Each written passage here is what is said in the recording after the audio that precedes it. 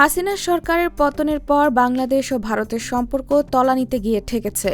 বাংলাদেশের পরিস্থিতি নিয়ে ভারত জুড়ে এক ধরনের ভুল বার্তা ছড়াচ্ছে। সেখানকার সাধারণ মানুষের পাশাপাশি তারকারাও বাংলাদেশে সংখ্যালঘু নির্যাতনের অভিযোগ নিয়ে উদ্বেগ প্রকাশ করছে। এবার বাংলাদেশ ইস্যুতে কড়া হুঁশিয়ারি দিলেন ভারতীয় জনতা পার্টি বিজেপির নেতা ও বর্ষিয়ান অভিনেতা মিঠুন চক্রবর্তী। বাংলাদেশের জন্য তার কড়া বার্তা, ভারতকে খাটো করে দেখবেন না। সাম্প্রতিক সময়ে দুই দেশের মধ্যে সম্প্রীতি নষ্টের বিষয়ে নিজের হতাশাও ব্যক্ত করেছেন তিনি। পাশাপাশি বাংলাদেশ থেকে পশ্চিমবঙ্গকে শিক্ষা নেওয়ারও পরামর্শ দিয়েছেন এই অভিনেতা ও রাজনীতিবিদ। ভারতীয় সংবাদ মাধ্যম হিন্দুস্তান টাইমসের এক প্রতিবেদনে বলা হয়েছে, শনিবার হুগলির পান্ডুয়ার বিজেপি সদস্য সংগ্রহ অভিযানে গিয়ে এ হুঁশিয়ারি দেন তিনি।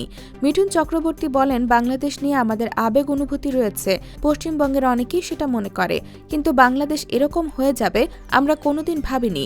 আবেগের জায়গা নষ্ট হয়ে যাওয়ায় খুব কষ্ট পেয়েছি। বাংলাদেশের বর্তমান পরিস্থিতি, হিন্দুদের ওপর নির্যাতনের এবং ভারত বিদ্বেষ ইস্যু নিয়ে মিঠুন বলেন, বাংলাদেশ থেকে যেসব সতর্কবার্তা শুনছি তাদের নেতারা যে যা পারছে তাই বলছে। ভারতকে খাটো করে দেখবেন না, ডোন্ট আন্ডার এস্টিমেট ইন্ডিয়া। তিনি আরও বলেন, বাংলাদেশকে দেখে আমাদের শিখতে হবে, বিশেষ করে বাংলাকে শিখতে হবে।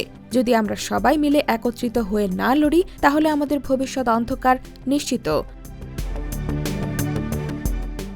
IBTV USA, New York।